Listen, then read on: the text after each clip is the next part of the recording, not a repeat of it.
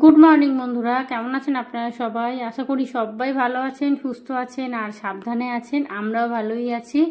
আজ হলো নবমী। এখন ওই বেলা 11টার মতো বাজতে যায়। 11টা কি, হ্যাঁ 11টা হবে। তো এখানে আজকে নবমীতে খাসি আর হচ্ছে না, মুরগি হচ্ছে। তার কারণটা হচ্ছে খাসির মাংসে আমাদের এখানে প্রচুর লাইন, মানে এখনো পর্যন্ত 30-40 জন লাইনে দাঁড়িয়ে। আমি গেছিলাম, ফিরে এসেছি। আর তারপরে আমার ছোদ্দা কিনতে গেছিলো মায়ের বাড়িতে, মানে খাসির মাংস হবে আজকে যেহেতু নবমী। তো ও তো সেই সকাল 7টা থেকে গিয়ে 3-4টে দোকানে ঘুরেছে। তো ঘুরতে ও বলছে প্রচণ্ড লাইন, তার উপরে আজকে হেভি রোদ উঠেছে, মারাত্মক রোদ্দুর উঠেছে। তো যাই হোক, খাসি মাংস আর পাওয়া যায় না। তো লাস্টে কি করব, সামনে থেকে তিশানকে বললাম একটু মুরগির মাংসই এনে দে, কারণ মাংস তো খেতে হবে। আর এখানে না গতকালকে ইলিশ মাছ নিয়ে এসেছিলাম। তো গতকালকে না, এটা নিয়ে এসেছি ওই পরশু দিনকে, আপনাদেরকে তো দেখানো হয়নি। তো ইলিশ মাছটা নিয়ে এসেছি, একটা গোটা মতো 5 পিস মতো হয়েছে। খুব বড়ও নয় আবার খুব ছোটও নয়। ঘর তো ঝাঁট দেওয়া মোছা সমস্ত কিছু কমপ্লিট হয়ে গেছে। আর এখানে এবারে আলুগুলোকে ভেজে নিয়েছি। এখন না মুরগির মাংসে আমি না আলুগুলো একটু লাল লাল করে ভেজে নিই। আগে যেমন প্রেসারে সিদ্ধ করতাম, দেখছি মাংসর সাথে আলু দিলে না আলুও দেখছি সিদ্ধ হয়ে যাচ্ছে। তো বেকার বেকার ডবল খাটনি খেটে কোনো লাভ নেই। আর আমার প্রচণ্ড মাথা ঘুরছে, মানে কীরকম বলুন তো, শরীরটা খুব দুর্বল। মাথাটা তো অবশ্যই ঘুরছে, মানে খানিকক্ষণ এক জায়গায় দাঁড়িয়ে থাকতে আমি বেশিক্ষণ পারছি না। তো সেই জন্য নুন চিনির জল খাচ্ছি। আর আমাকে ডাক্তারবাবু একটা ওষুধ চেঞ্জ করে দিয়েছে।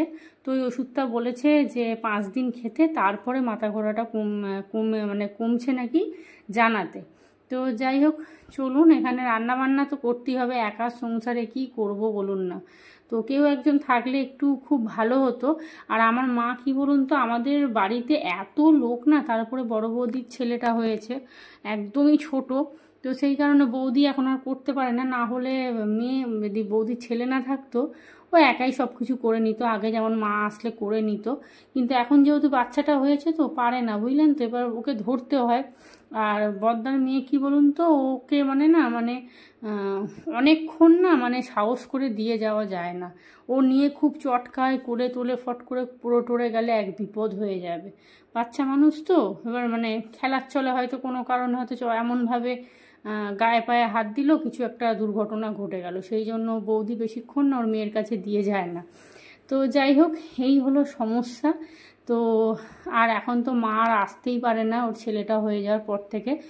1 ঘন্টা কোথাও গেলে, এমনকি বৌদি যে স্কুলে মেয়েকে আনতে যায়, তো ছেলেটাকে মায়ের কাছে রেখে দিয়ে যায়। তো সকালবেলাটা মাকেই থাকতে হয় বাড়িতে। অনেক সমস্যা হয়ে গেছে, বুঝতে পারছেন তো। যতক্ষণ না বাচ্চাটা বড় হচ্ছে ততক্ষণ মা এখন আর আসতে পারবে না। তো যাই হোক, চলুন। নুন চিনির জলটা খেয়েছি, এবারে মাংসটা বসিয়ে দিই। আর শুধু মাংসর ঝোল ভাত করব, আর কিছুই সেরকম করার ইচ্ছা নেই। তো সিদ্ধ টিদ্ধ দেখি, যদি ভালো লাগে শরীর তো করব, না হলে করব না। আর এখানে এই যে গুঁড়ো লঙ্কা, যা যা আদা রসুন পেস্ট করলাম অল্প করে। তো আদা রসুন আগের পেস্ট ছিল, আজকেও আবার পেস্ট করলাম। তো চলুন। আর শরীরটা একদম ভালো নেই, তবে আজকে ইচ্ছা আছে ঘুরতে বেরোবো। কারণ পুজো তো শেষ, আজকে নবমী, আর কবে বেরোবো বলুন তো। আগামীকালকে বিজয়া দশমী। তো ইচ্ছা আছে কলকাতা যাওয়ার। তো জানি না কি হবে।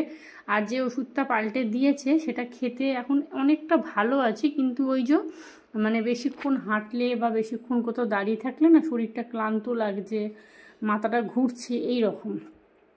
আর আমাকে কি টেস্ট দিয়েছে আপনাদেরকে পরে বলবো আমি। তো অনেক বড় একটা রোগের টেস্ট দিয়েছে। তো চলুন, এখানে মাংসটা বসিয়ে দিয়েছি আর এখানে কষা চলছে। আলু একবারে দিয়ে দিয়েছি, বললাম না আলু আর মাংস একসাথে কষিয়ে নিই, তো দেখি আলুও সিদ্ধ হয়ে যায়। আর মাংসে একটু ভেজে আলু দিলে দেখি খেতে বেশ ভালোই লাগে। তন্ময় বলে তুমি ভেজে আলু দাও না কেন। এখানে ভাতটা ফুটিয়ে বন্ধ করে দিয়েছি। আর এখানে এই যে বললাম না কিছু একটা সিদ্ধ করব, ঝিঙে আলু সিদ্ধ করেছি।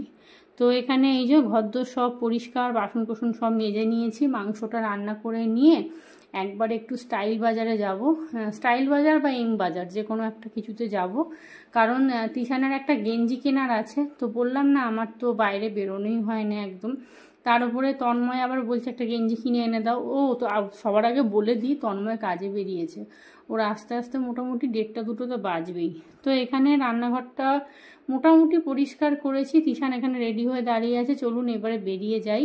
আর আমি না স্নান করিনি, কারণ ওই ঘেমে টেমে এসে আবার তো সেই গা মা ধুতেই হবে, তো সেই কারণে ভাবলাম আর স্নান করব না, এসে স্নান করব। তো চলুন। আর এই যে এখন বাজে কিন্তু দুপুর প্রায় 2টো। স্টাইল বাজার থেকে কি কিনেছি আপনাদেরকে দেখাই। তন্ময়ের জন্য একটা গেঞ্জি কিনেছি। তো এই গেঞ্জির কাপড়টা এত সুন্দর যে কি বলবো। শপিং মলে কি বলুন তো, দামটা একটু বেশি নেয়, কিন্তু জিনিস খুব সুন্দর একদম দেয়। আর আমাদের ইচ্ছা আছে 5টার দিক করে বেরোবো, কিন্তু বৃষ্টি শুরু হয়ে গেছে, দুম দারাক্কা বাজ পড়ছে আর খুবই বৃষ্টি হচ্ছে। তো জানি না কি হবে, ভগবান জানে। 2টো 2:30টে মতো বাজতে যায়। তো আমি এসে, তন্ময় তো এসে ভাত বেড়ে খেয়ে নিয়েছে, আমি এবার স্নান করতে যাবো। আর 2টো মোজা কিনলাম, তন্ময় বুটের সাথে পরবে।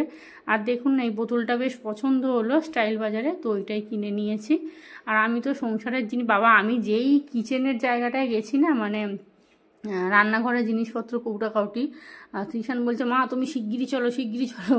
ও জানে তো এক্ষুনি মা এক্ষুনি 200-300 টাকার এখান থেকে জিনিস কিনে নেবে।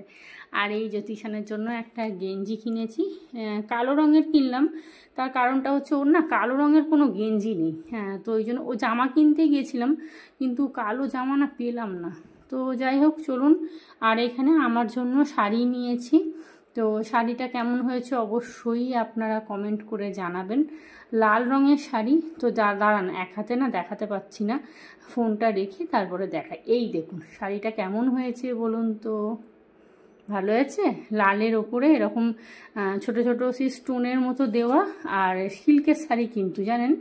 আর এর সাথে আমার একটা ব্রোকেটের ব্লাউজ আছে, তো ওইটার সাথেই পরবো। তো এখন মোটামুটি তন্ময় খালি জিজ্ঞেস করছে কি গো তোমার শরীর কেমন আছে, কি গো তোমার শরীর কেমন আছে। কি বলুন তো, একজনের জন্য না পুরো পুজোটাই মাটি হয়ে গেছে একদম। তো জানি না, আজকে তো বেরোবো, ইচ্ছা আছে, কিন্তু আকাশের অবস্থা ভীষণ খারাপ। এখানে খেতে বসে গেছে আজকে দুপুরে এই যে ভাত, ঝিঙে আলু সিদ্ধ, আর তার সাথে চিকেনের ঝোল, মাটনের ঝোল বলতে যাচ্ছিলাম, আর তার সাথে পেঁয়াজ নিয়েছি আর একটা লেবু নিয়েছি। তো চলুন খাওয়া দাওয়া করে নিই। তো খাওয়া দাওয়া করে নিয়ে এইখানে এখন কিন্তু বাজতে যায় প্রায় ওই বিকেল 4টে 4:30-এর মতো। রান্নাঘরটা পুরো পরিষ্কার করলাম, আর অনেকটা না মাংস আছে, তো ওটা একটা জায়গায় রেখে দেবো। আর দেখুন খালি কি অবস্থা দেখছেন, কি যাব বলুন তো কলকাতা। তো এবারে নাকে তেল দিয়ে আর ঘুমিয়ে পড়বো। আর পুজো দেখতে, আমার ঠাকুর দেখতে যেতে আর হবে না। তন্ময় বলছে সপ্তমী থেকে বললাম যাওয়ার জন্য, গেলে না। আসলে আমার শরীরটা ভালো না, তবুও জানে। তো যাই হোক চলুন। এই ফোনের কভারটা আমি তো কিনেছিলাম, আপনাদের দেখিয়েছিলাম, তো এইটা আজকে ফোনেতে লাগাবো। এই যে খুব সুন্দর কভারটা জানেন, খুব সুন্দর। আর আমি হাতে মেহেন্দিটা করেছিলাম, দেখুন কি সুন্দর ডিপ হয়ে গেছে। প্রথম যখন করেছিলাম না তখন হালকা হালকা লাগছিল, এখন দেখছি কি ডিপ হয়েছে, বাপরে। তো চলুন এবারে নাকে তেল দিয়ে একটু ঘুমিয়ে নিই। এখন বাজে সন্ধ্যে 6:30।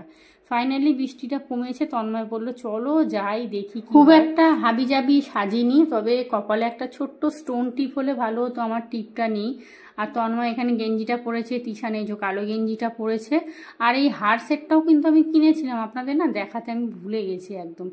আর ভ্রু প্লাক করেছি, দেখুন না অনেক দিন পর ভ্রু প্লাক করেছি না, যেন নিজেকে কেমন কেমন লাগছে। কমেন্টে জানাবেন শাড়িটা পরে আমাকে কেমন লাগছে। তো এই যে অনেক দিন পর মানে একই ফ্রেমে দুজনকে দেখছেন, তাই না বলুন। আমার কিন্তু ব্লগে খুব একটা তন্ময় আসলে কি বলুন তো, আমি কাউকে জোর করি না, যার ইচ্ছা আসো, না ইচ্ছা না আসো। তো ও এতদিন ব্লগে আসতো না, আসতো ওই মাঝের মধ্যে আর কি। তো এখন ওকে যখন বললাম যে কি গো ব্লগে তোমাকে দেখাবো, তখন দেখলাম নিজে থেকেই আসলো। তো যাকে আসলো আসলো আসলো, আজকের আসলো দেখালাম। কালকে যখন বলবে না আমার ভাল লাগছে না দেখাবো না, কোনো দরকার নেই, কি সেলিব্রিটি নাকি যে ব্লগে দেখাতেই হবে, বাবারই বাবা। তো চলুন এখানে বেরিয়ে পড়েছি। রাস্তা দিয়ে হাঁটতে হাঁটতে একটা সুন্দর ঠাকুর দেখলাম। তো এইটা দেখার পরে এইবারে চলে এসেছি মেট্রো স্টেশনে। তো মেট্রো স্টেশনে এসছি ঠিক কথা, কিন্তু আমার শরীর কিন্তু ভালো লাগছে না, মানে মাথাটা ঘুরছে, শরীরটা খুব ক্লান্ত লাগছে অনেকটা। এখান থেকে সুরজির সঙ্গে গিয়ে আমরা সবাই লাইন দিয়েছিলাম ঠাকুর দেখবো বলেই, কিন্তু ওখানে গিয়ে আমার শরীর প্রচণ্ড খারাপ লাগে। তো লাস্টে ওখান থেকে বাড়ি চলে আসে, আর কোনো ভিডিও করিনি। নবমীতে ঠাকুর দেখতে গিয়ে সেজেগুজে বেরিয়েও এরকম অবস্থা হয়ে যায়। তো ওখানে যারা সিটি পুলিশ ছিল তারা বলল যে না বাড়ি নিয়ে চলে যান, নাহলে কোথায় মানে মাথা ঘুরছে, প্রচণ্ড মাথা ঘুরছে, এই হচ্ছে আমার প্রবলেম। তো যাই হোক, চলুন ভিডিওটাও এখানেই শেষ করছি। আজকের মতো সবাইকে টাটা।